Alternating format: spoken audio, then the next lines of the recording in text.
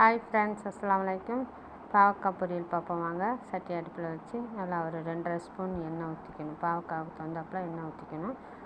நாட்டு வெங்காயம் தான் நாட்டு வெங்காயம் போட்டுக்கலாம், இல்லாட்டி பல்லாரி வெங்காயம் போட்டுக்கலாம். நான் பல்லாரி வெங்காயம் தான் போட்டேன். கறிவிடாமல் நல்லா கண்ணாடி பதத்தில் நல்லா வதக்கிடணும். வதங்கின பிறகு பாவக்காவையும் தூக்கி கொட்டி அதையும் நல்லா வதங்கிடணும்.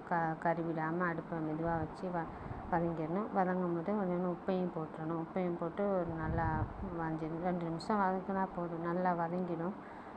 அந்த உப்புலையும் வெங்காய சாத்துலையும் வதங்கின பிறகு மல்லித்தூள் கொஞ்சம் 1/4 டீஸ்பூன் மல்லித்தூள், மிளகாத்தூள் தேவையான உரப்புக்கு தகுந்தாப்புல தேவையான மஞ்சத்தூள் எல்லாம் போட்டு நல்லா அடுப்பை சிம்மில் வச்சு மசாலா கறிவிடாமல் வறுத்து கொஞ்சம் தேங்காய் பூ போட்டு சிம்மில் வச்சு விட்டுட்டிங்கன்னா நல்லா சுவையாக முறுமுறுண்டு வந்துடும் பாவக்காய். சாப்பிட்டு பார்த்துட்டு லைக் பண்ணுங்கள், ஷேர் பண்ணுங்கள், கமெண்ட் பண்ணுங்கள். Bye friends.